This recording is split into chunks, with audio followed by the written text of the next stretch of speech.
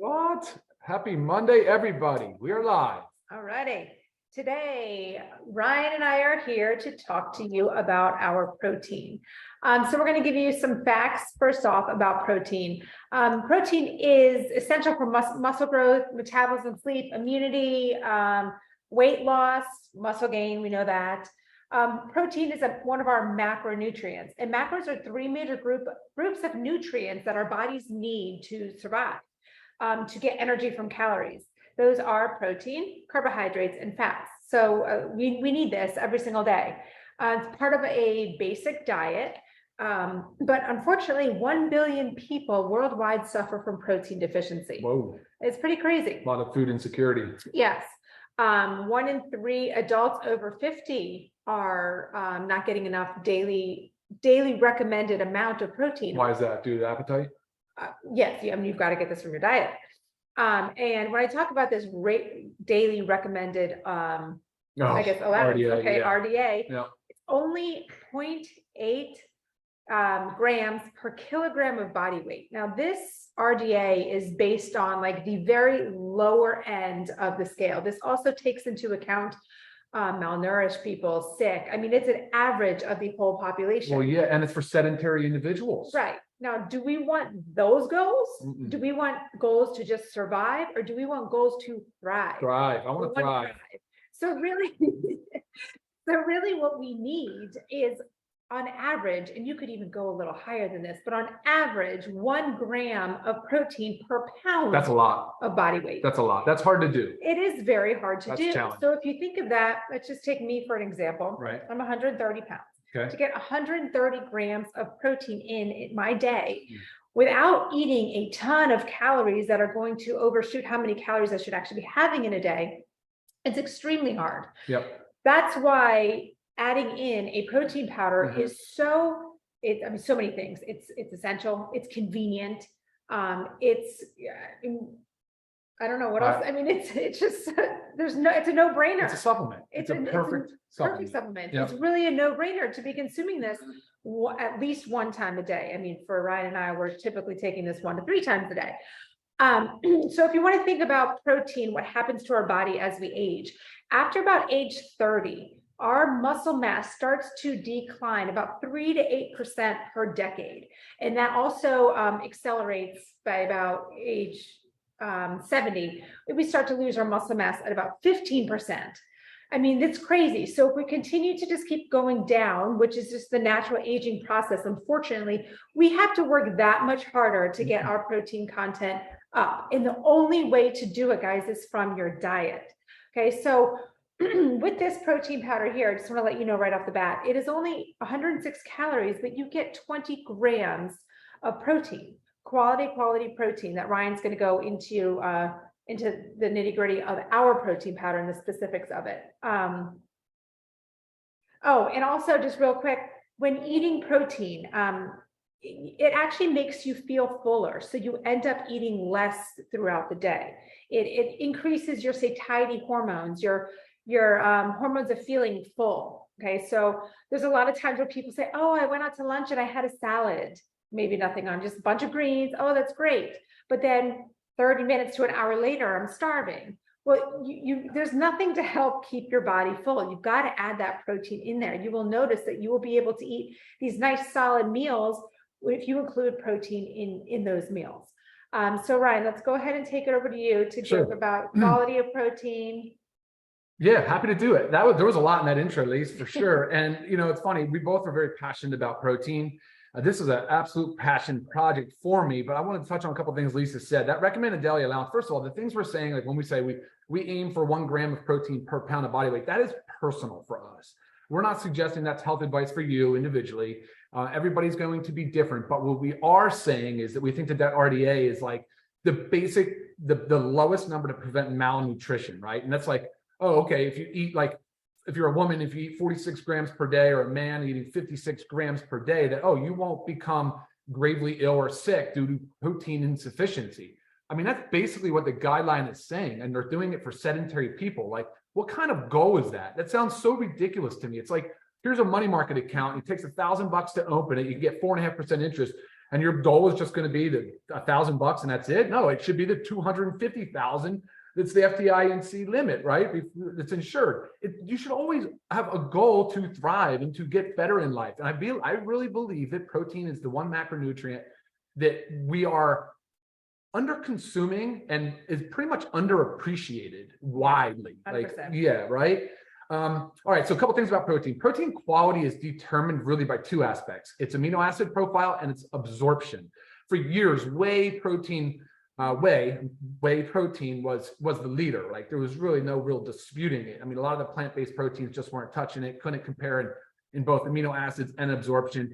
The only plant that could compare was soy, but we're not seeing soy as a much desirable protein anymore, right, for the most part, right? Sure.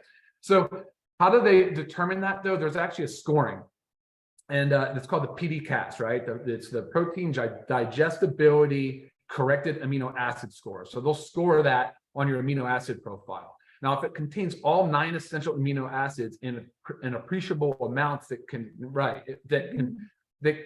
are considered minimum requirements, then it could be considered a complete protein. And that's what we call this, the LiveGood complete plant-based protein, which previously plant proteins weren't really considered complete. They'd have to merge or combine multiple plant proteins and try to get their amino acid score better. But then they had the major problem of absorption, digestibility, and all of those different things. And we're not opposed to whey protein. We'll talk. We got a question a lot about that. We'll address that here in a little bit. Sure. But so talking about those two things. Well, basically, how did we get there? How did we get to having a plant-based protein that is a perfect score of 1.0 on the PD-CAS? That's the highest score you can get. Whey protein has a PD-CAS of 1. I guess soy would considerably a 1. And now this product, this fermented pea protein, is a 1. And that's a fantastic achievement. And we're very, very, very pleased. We're thrilled to be able to have this product. So, and we did that because we selected a fermented pea protein. If you look at the label, the supplement facts, which I always recommend you do, you'll notice that there's 2 types of proteins in this complete plant-based protein. There is a fermented pea protein and a USDA certified organic hemp seed protein. Now, the fermented pea protein is sort of like the secret weapon for me. Should we go into the detail now? Yeah. Is that okay? Yeah. All right. The reason why it's so awesome is because they use a fermentation process. They use mushroom mycelia. Mushroom mycelia is like the stuff that you would like encounter on the forest floor around trees and around mushrooms that decomposes organic matter. And they use that to break down the pea. And it breaks down like the excess carbohydrate layer. So it does all these crazy things. The fermentation process does. It reduces the carbohydrate layer, so therefore opens it up and expands the dry weight basis of the protein. Again, it makes it way more comparable to whey. Whey had been the only leader in this area for a long time. Like 90% of it was considered protein. Now, on a dry weight basis, this is about 84, 85%. Very good, like excellent. It also reduces all of the less desirable characteristics on the protein. So it increases absorption. Remember, going back to the quality score, it increases absorption and digestibility. It increases the flavor profile. It increases the solubility in water. It reduces anti-nutrients. That's like a weird word. People hear that for the first time. Anti-nutrients, and that's exactly true. Right? It's usually like a natural plant defense mechanism to prevent bacterial infections and different like invaders and predators.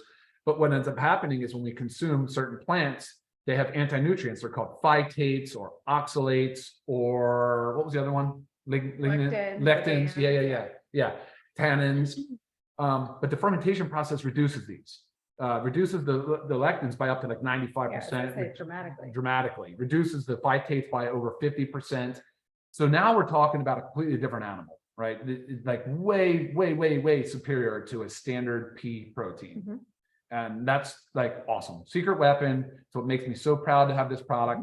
You notice I didn't say the whole product is USDA certified organic. I said the USDA, the hemp seed protein is. Why is that? Well, the hemp seed, first of all, I want to just comment on hemp seed. Like hemp seed historically doesn't have that great of a protein weight on a dry weight basis. That's fine though, because it's high in vitamin E, it's high in fiber, it's high in essential fatty acids.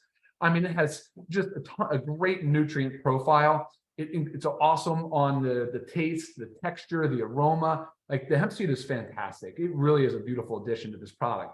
But the reason why this whole product is not USDA certified organic is because of that fermented pea protein. Our raw ingredient supplier is not a USDA certified organic facility, and I'm totally okay with that. I am a stickler big time for making sure when I went, like, certain foods qualify as USDA certified organic. Like, you know, we subscribe to that with the Dirty Dozen. There's certain things in our house that just have to be, and I would love this product to be, don't get me wrong, but it's not because the supplier's not, it's because I know them. I know their sourcing, I know their process, I know their product, I know their people. Like, I know everything about it. And it was just a business decision on their part. At the end of the day, they have a superior product that would pass flying colors, I'm sure, for USDA certified organic certification. Maybe in the future, I hope they do. But as of right now, they do not. So we are not. And sometimes that's just a financial thing, right? For sure. Businesses, they make that financial decision early on. I mean, I'm not in their mind. I don't know. Right. You know? I mean, it's just a little example of where that happens often is like, we will go to local farmers markets, and some of these farms are not certified organic, but their stuff could be. It's just as clean as USDA organic, but it costs them a lot of money. And they know their product, they stand by their product, and then they chose not to do it. So it's kind of a similar situation. I agree. I totally agree. So you went let's through the pause. pea, Yep. the hemp, Yep. the fermented. Mhm, You said mhm. it contains all of our amino acids. Yeah, oh yeah, All sure. our- Has a PD cast score of 1. That's a big deal. That's the perfect score. How So we're can going to you talk a use little it? bit about Well, I can, a few, Go ahead. okay, so how can we use a protein as a meal replacement? Very good question, because this is what I do for my breakfast. I actually do 2 scoops of the protein, and I put our super greens in there as well. Another favorite thing I love to add into it is coffee, our coffee. And I put some frozen blueberries. If you really wanted to, you could throw a handful of spinach, whatever kind of works for you. You can get some good healthy fats in there, buy a quarter an avocado. Check out on our, it's on our social media if you scroll through, but I actually did a video of me making one that's as a meal replacement, but you just need to add a little bit more to it. So again, double scoop of the protein, add some berries in there, get some quality fats. You can either maybe a scoop of almond butter or organic peanut butter, whatever you like, or quarter an avocado. Make it enough so it's actually enough calories to qualify as a meal, and also has your perfect macronutrient profile. I always say that you really should be getting about 40 grams of protein per meal, and then doubling that scoop, it gives you 40 grams of protein right there. Yeah. Yeah. So great question. So for me though, I weigh a little over 200 pounds, like 210 pounds. For me to get 210 grams of protein in a day is seriously a major challenge. 1 egg is 6. What's an equivalent of a scoop of protein powder for us? 20 grams of protein. So 3 ounces of salmon, 4 ounces of chicken. So, you know, like you said, if I had to eat whole food to hit my protein goals, there'd be a lot of calories, right? I would be blasting through calories. It's hard to do. It's hard to do. So the protein as a supplement to a healthy, well-balanced, like nutritional plan is where it's at. Notice I didn't say diet, but yes, it's certainly a beautiful supplement to that. One thing I didn't say, Lisa, I want to comment on though, why is protein so important? You started with the macronutrient, we get that. But protein is the building block of life. Like it absolutely is. It's the amino acids of the protein. And what does it do? I mean, it makes our blood, it makes our skin, our hair, our nails, our tissue. It makes hormones. I mean, hormone dysregulation is super common now. I mean, big time, especially you talk about as people are aging. I have to squat to get in the frame. You know, and it makes enzymes, it makes neurotransmitters. So think about like, you know, just serotonin, dopamine, you know, just important mood-based neurotransmitters. It is good for gut health. It's good for gut lining. I mean, there's all these different things that it's responsible for. So I wanted to make that clear for people that just are not getting enough protein in their diet. Chronic malaise, like they just feel sluggish and tired all day. Right. Well, I was going to say, well, when somebody 9.9 times out of 10, when somebody's giving me some type of health condition, Right. My answer is, are you getting enough protein? Yeah. I want to lose weight. Are you getting enough protein? I'm having trouble sleeping. Are you getting enough protein? I have no energy. Are you getting enough protein? My skin is dry. Are you getting enough protein? I mean, it is involved in everything. Like it is so essential. Yeah, it is. So important. So, and I get this question a lot too, like what are the downsides if we're consuming too much protein? Well, if you have renal insufficiency, which is a kidney problem, if you have kidney disease, you should be careful with too much protein. But again, to have a negative like consequence of too much protein would be a lot of protein. But speak with your provider, your doctor, if you've got kidney disease. Other than that, nothing really. It's just digestibility. That's the whole point. And now for the cost point, Lisa will talk about that in a moment. But like, what's the downside? I don't understand it. If you are even asking yourself, do I get enough protein? Like that's the question you should ask yourself. Am I consuming enough protein? If you don't know the answer, I almost guarantee you're not. Like to even think about it, because to track it is easy, but most people do not track it. Right. They're just not tracking their protein. And I guarantee you start increasing your protein. Now, things don't happen by magic. This isn't like a magic bullet for like weight loss and building lean muscle. But the whole point of the conversation around protein is all the things I just mentioned, everything from hair, skin, nails, and everything. But it's also to increase lean muscle mass. And we preach this a lot. But by building lean muscle mass and maintaining lean muscle mass and reducing the amount of body fat we had is going to set your body up to be better equipped to live a longer, healthier health span. You're going to get more out of your life. That is the key. Right. That is longevity at its finest. It is not about, these extreme fad diets or extreme calorie deficits or anything like that. It is really about a healthy, lean muscle mass. And you can get there. You don't have to go crazy bodybuilder, be big. Oh, protein's for bodybuilders. It's not. It's for everybody. Right. But it used to be such a thing. Sure. Oh, like you make a protein shake after you work out. Like right. That's the only time we make a protein shake. Yeah. Not true. No, it's not. So, and that's what we encourage you guys to do is experiment with it and figure out what works best for you. And I'll tell you what works best for me is right after the gym and again in the mid-afternoon. And actually sometimes after dinner, it's dessert. Believe it or not, sometimes after dinner, I will have a scoop of protein and make it like a vanilla milkshake. And even though it's just in water. Right. But it tastes good. It tastes so good. Yes, we are nut free. Yes, we are third party tested. Yes. Metal testing is up there now, I think. Yeah, they're at the bottom of our website. Will it be okay? Type 2 diabetes and heart disease, 100%. Yes. 100% you need this. This will only help your conditions. Will help you manage any chronic disease. I mean, that's really where it's at. Again, it's that. This protein will build cartilage. Yeah, I mean, cartilage is made of protein. You'll see, we've already announced it, but collagen's coming out too. But yes, protein, of course, is part of cartilage. Yeah, for sure. And no, building it back, no. I don't think you can build back cartilage, to my knowledge. I have to double check that, but. Okay, and I have a couple common questions that I get. Is there THC in our hemp? No. Okay. It's not there. Not even the trace amounts that we talk about with our CBD oil. Sure. Okay, totally different process. Yep, no THC in this product. Right. We talked about why the whole thing is not USD organic. Right. Combinations to mix, 100% mix this with what works for you. Like I said, my favorite is with our greens and our coffee in a smoothie. Some people, you can put your reds in here. You can put your greens and your reds in here. Whatever works and makes it easier. And like Ryan said, we typically have this as a dessert after dinner as well. Okay. You went into a little bit of the why vegan and not whey, right? Oh yeah. And exactly. I nailed on exactly why the plant-based protein has come so far with this fermentation process. Right. Making it a superior protein. Yeah. I'll mix it. Sure. I'll make some right now. The simple way to do it is just put in a cup of water, guys. There's no, and we have those shaker bottles. In the bottom of the shaker bottle, you can screw off the bottom cap. You can put a scoop in there and take this with you. You don't need anything fancy. Shake it up and drink it, guys. So easy. This is $22 for members, which is about $1.46 per serving. And if you're going to make this, like I say, myself as a meal replacement, adding 2, that's under $3 for my breakfast. I mean, try to go to Starbucks, plus with the coffee in there. So, $3.50, somewhere around there for my whole entire breakfast. And you go to Starbucks and you're paying $10 for something.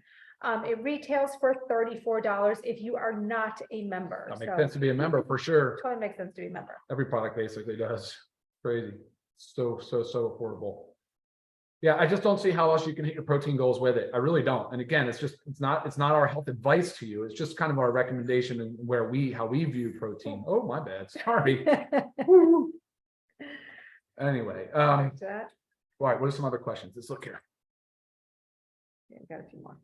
I do love the flavor. I know we've been asked about chocolate. Yes, chocolate is in the plan. Yes, we do know that other flavors are desired, but right now our focus also is to make more variety of products. Yeah, and the chocolate will most likely be a bigger bag. Yes, you can definitely use. So this is saying I need my coffee every day with my breakfast, so I don't get a headache. Can I use our organic coffee in the shake as a replacement for the morning coffee? 100%. That's what I do. I do not drink coffee otherwise during the week. I just put it in my shake. All Are there plans to sell a bigger canister? Yes, we've talked about Yes. increasing that to a 30 serving for sure. Is it kosher? It can be, it's not certified. Right, but it is based on the ingredients. Mhm. All right, I think that was it for the questions. But if you guys have any other questions, where's our time? 20 Well, minutes, we're pretty 20, good. yeah, it's good. I I mean, feel I like can, we we have a can lot go, to talk about. oh, man, this is a passionate project for sure. Yeah, try to cram it all Topic. in. But if you guys have any other specific questions, please feel free to email me, lisa@livegood.com. Love getting your questions and your comments. And don't forget on LiveGood testimonials on our Facebook page. Post what you guys are doing with our protein. Post how you love it, all right? And that's awesome advice. Yeah. And to just remember, as we talk about this product as a supplement to your diet, and nutrition is a big part of that, but don't forget the other aspects and pillars of health that we preach about. Always focus on that. Those are big and they're very important. The exercise, the body movement, just to get out, the stress management, of course, the sleep. We focus so much on sleep. And I think that, what was the other one? Oh, socialization. I always preach. So yeah. Hydration. Socialization, hydration. I mean, just trying to incorporate more healthy living into your daily routine. So, And the all right. goal is thriving, not surviving. That's guys. right. We want to do our very best for our bodies and our health span. Goodness gracious. All right, guys. Perfect. Way to go. Awesome Monday. Great start to the week. Let me figure out a way to get this thing out of the way so I can end this webinar. Take care, guys. everybody. Bye. See ya.